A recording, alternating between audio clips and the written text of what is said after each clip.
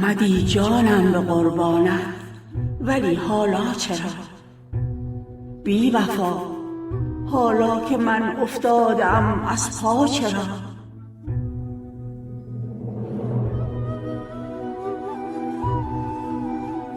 نوشدارویی و بعد از مرگ سهراب آمدی، سنگ دل این زودتر میخواستی، حالا چرا؟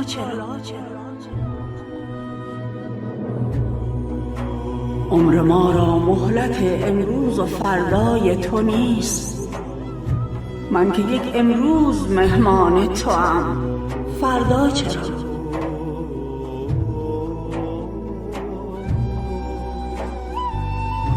نازنینا، ما به ناز تو جوانی داده ایم، دیگر اکنون با جوانان ناز کن، با ما چرا؟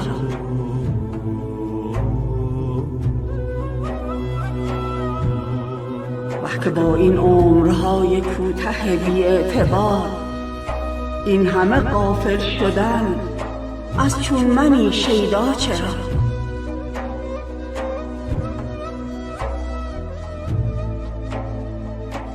شور فرهادم به پرسش سر به زیر افکنده بود، ای لب شیرین جواب تلخ سربالا چرا؟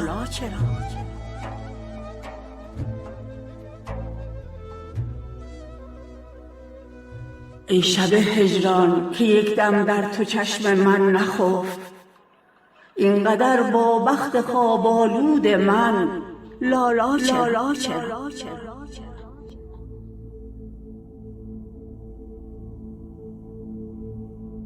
آسمان چون جمع مشتاقان پریشان می کند، در شگفتم من نمی پاشد ز هم دنیا چرا؟ در شگفتم من نمی پاشد ز هم دنیا چرا؟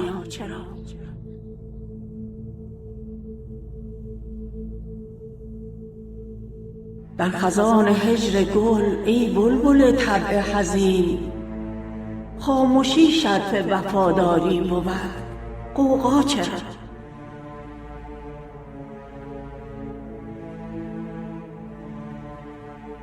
شهریارا، بی حبیب خود نمی کردی سفر، این سفر راه قیامت می روی، تنها چرا؟